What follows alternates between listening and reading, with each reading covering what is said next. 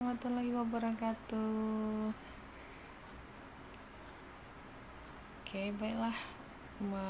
Ini materi yang kedua ya dari psikologi pendidikan. Jadi kita juga psikologi pendidikan itu yang pertama kita bahas yang kemarin ya tentang apa sih sebenarnya psikologi pendidikan, kok bisa masuk ke ranah pendidikan. Nah ini kaitannya dengan perkembangan peserta didik ya, ilmu psikologi ya. Kondisi psikologis itu setiap manusia itu berbeda-beda ya. Itu salah satunya pengaruhnya adalah perkembangan.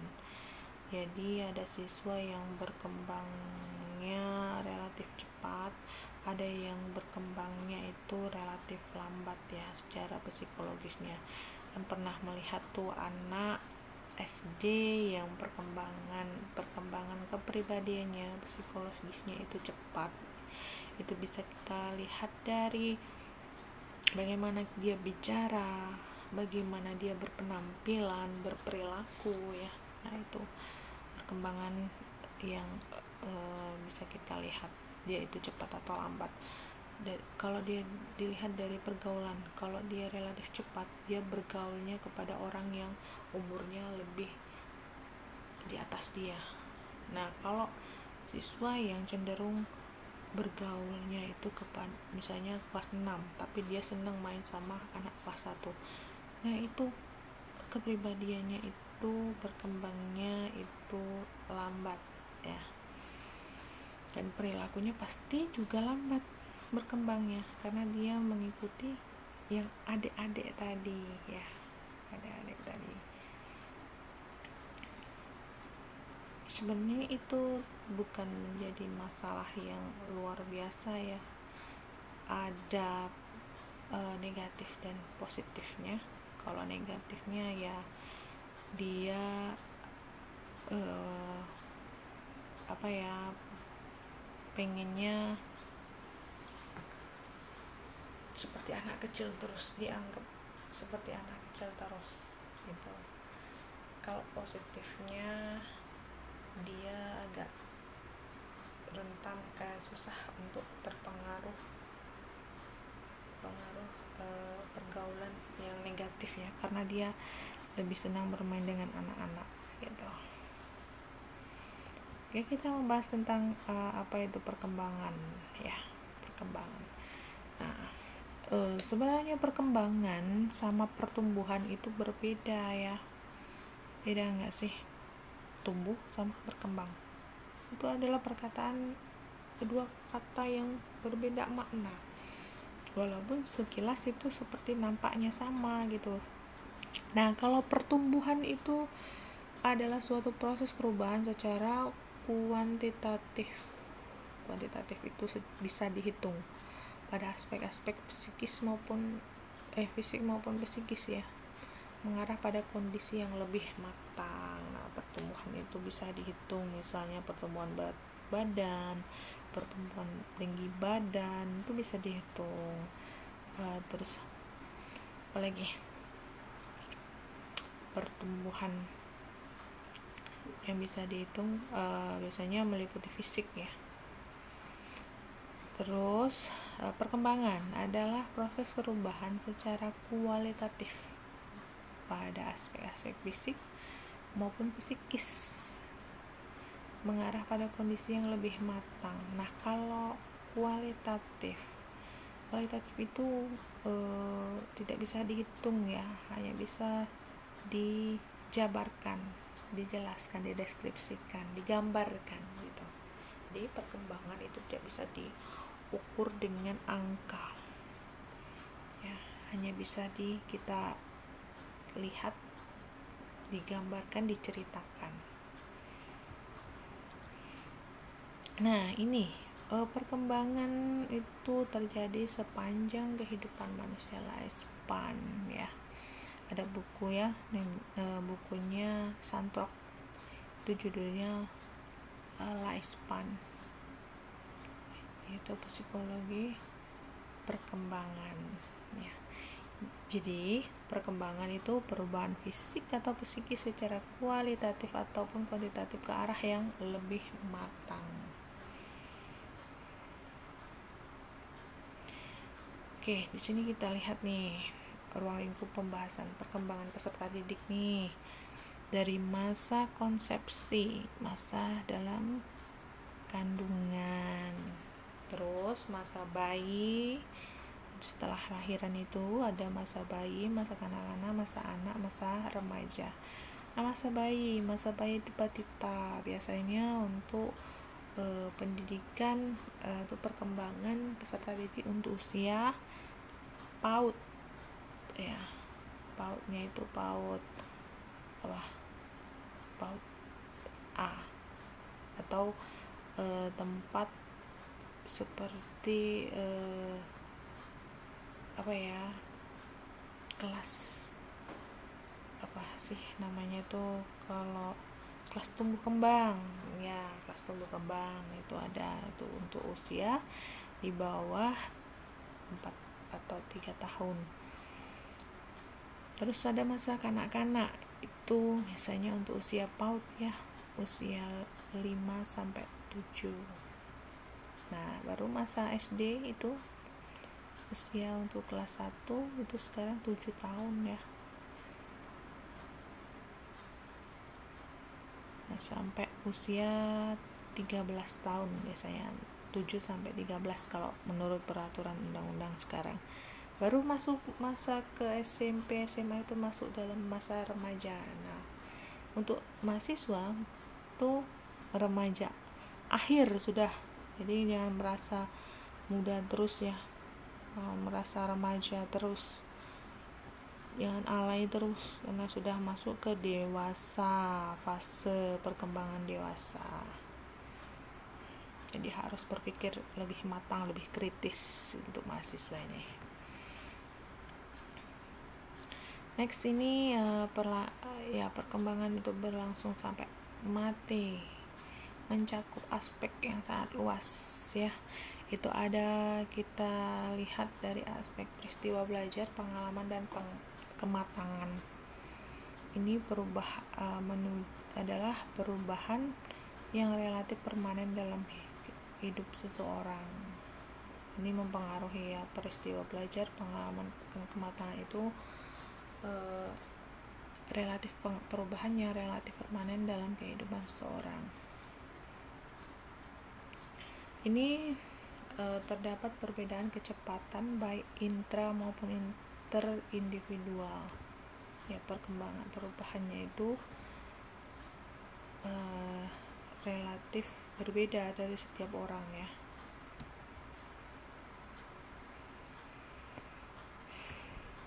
Nah, ini perkembangan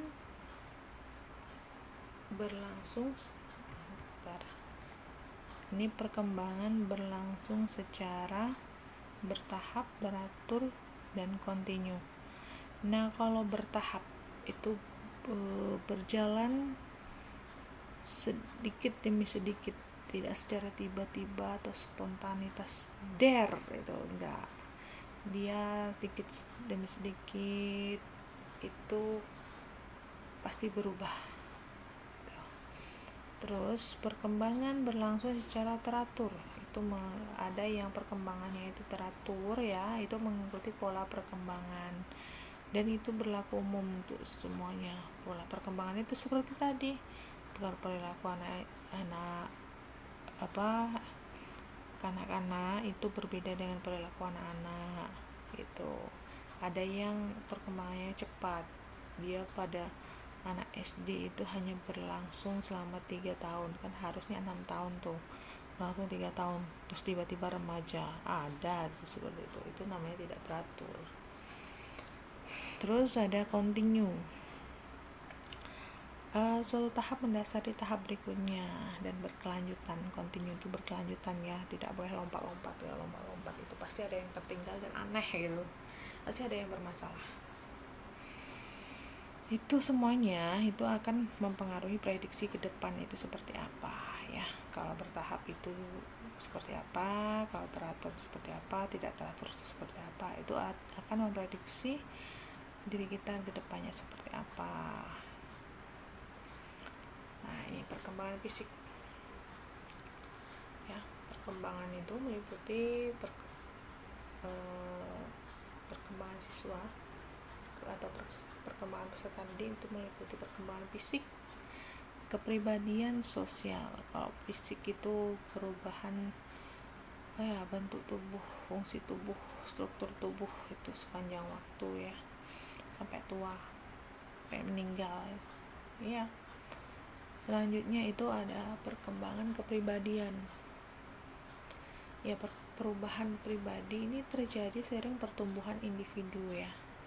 Selanjutnya ini perkembangan sosial, itu perubahan yang terjadi karena individu itu berhubungan dengan individu lain, itu akan terjadi perubahan. Nah, ada tuh orang yang dewasa karena dia sering lebih orang cepat dewasa karena dia sering bergaul dengan orang-orang yang lebih dewasa, bisa itu ya. Nah, ini ada juga perkembangan kognitif, perkembangan cara berpikir. Selanjutnya ada kematangan, meliputi perubahan biologis ya, yang dialami setiap individu itu secara spontan pada aspek genetik yang lebih luas. Kematangan itu bisa jadi kematangan seksual ya, kematangan cara berpikir itu ya. Selanjutnya emosi, menyangkut perubahan yang berkaitan dengan rasa ya. Emosi, rasa benci, rasa suka, rasa cinta. Nah, itu berkembang itu. Kalau anak-anak biasanya atau kanak-kanak itu emosi, rasa cintanya itu kepada orang tua. Nah, nanti seiring berkembangnya waktu, emosi, rasa itu akan bisa ke teman, bisa ke pasangan gitu. Nah, ini kontroversi pandangan perkembangan. Itu ada nature versus nurture, ada continuity versus discontinuity, ada kualitatif versus kuantitatif, ada stability versus instability. Yuk kita lihat apa itu maksudnya. Nah, ini ada nature versus nurture. Nah, ini kita lihat kalau yang nature ini seperti apa. Nah, kalau nature, perkembangan individu itu ditentukan oleh faktor dasar yang dibawa sejak lahir. Jadi perkembangan setiap individu, kata yang nature tadi ilmiah, alami, itu bawaan dari orok ya, keturunan gitu maksudnya. Nah, kalau sedangkan nurture itu perkembangan itu dipengaruhi oleh atau ditentukan oleh lingkungan di mana dia berkembang atau tinggal. Jadi perkembangan kognitif, kalau dia tinggalnya di lingkungan keluarga pendidik, kemungkinan besar perkembangan kognitifnya akan lebih tinggi dibandingkan anak yang tinggal dengan lingkungan keluarga yang misalnya non pendidik ya. Di mana posisi kita dipengaruhi oleh keturunan biologis ataukah dari lingkungan di mana kita tentukan sendiri ya. Nah, sekarang kita lihat nih dari continuity dan discontinuity. Apa itu ya? Itu perkembangan. Kalau continuity, perkembangan terjadi secara berkesinambungan antara tahap satu dengan tahap lainnya, itu bersinambung, continuous nyambung. Atau perkembangan merupakan tahapan yang berbeda dan terpisah satu dengan lain, melompat-lompat itu maksudnya perkembangannya. Ada yang anak tuh nggak anak saya tuh perkembangannya itu melompat ya, jadi dia tidak mengalami proses duduk merangkak, dia lebih ke langsung tegak gitu, lari gitu. Tegaknya pun tidak tegak sendiri, dia ditegakin gitu. Itu perkembangannya itu berarti dia discontinuity ya, terpisah. Ada kuantitatif ya dan kualitatif. Jadi perkembangan yang kuantitatif itu perkembangannya itu sangat terukur dan diketahui berapa banyak perubahan yang terjadi. Nah, kalau kualitatif itu bersifat sekedar banyaknya perubahan itu, tetapi perubahan itu bagaimana itu hanya bisa dijabarkan dan kita lihat sendiri gitu, perubahan yang kita rasakan. Jadi tidak terlihat lebih detail gitu, enggak. Kalau kualitatif itu terukur.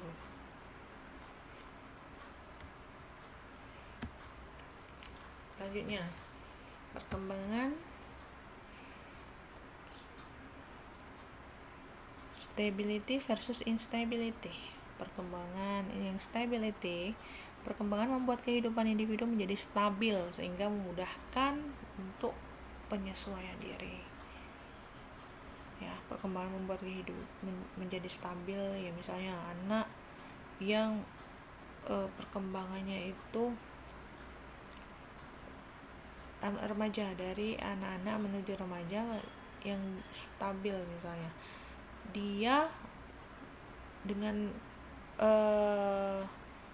perubahan bentuk tubuhnya itu pasti berbeda ya, anak-anak sama remaja itu perubahannya menuju remaja itu banyak sekali rintangan. Ada yang kalau perempuan itu menstruasi, kalau laki-laki itu ada yang namanya mimpi basah. Nah, ada kalau dia tidak stabil itu membuat rasa percaya dirinya itu menurun atau dia malah jadi depresi.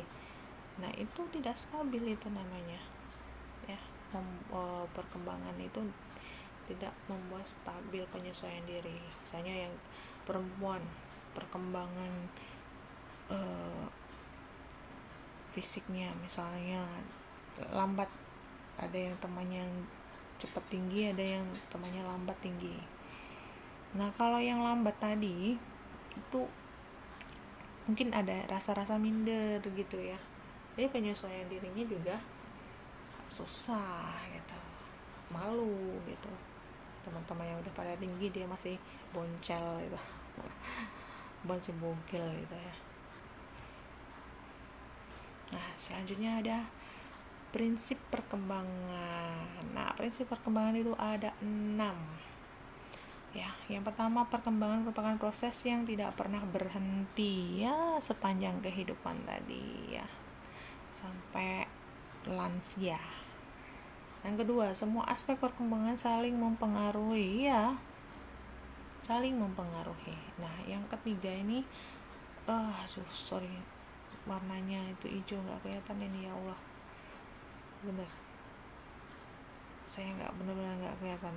Saya punya gangguan mata yang sangat serius ya, sudah 3 kali dioperasi tapi nggak sembuh. Ini bukan berarti saya pakai kacamata itu minus gitu, enggak gitu, tapi memang benar-benar ada gangguan mata gitu ya. Jadi mata kanan sama kiri berbeda pandangan, jadi ada 2 tulisan itu kalau tidak fokus. Yang keempat, perkembangan terjadi pada tempo yang berlainan ya, itu tidak bisa mematokkan siswa kita itu perkembangannya itu sama gitu ya. Ada yang cepat dewasa, ada yang lambat dewasa. Terus yang kelima, setiap fase perkembangan mempunyai ciri khas ya, punya ciri khas. Terus yang 6, setiap individu normal akan mengalami tahapan fase perkembangan. Iya dong, kalau misalnya yang tidak normal itu stuck perkembangannya itu di masa kanak-kanak itulah, sampai dewasa dia tidak akan dewasa kalau yang tidak normal. Nah, itu tadi prinsip-prinsip perkembangan ya.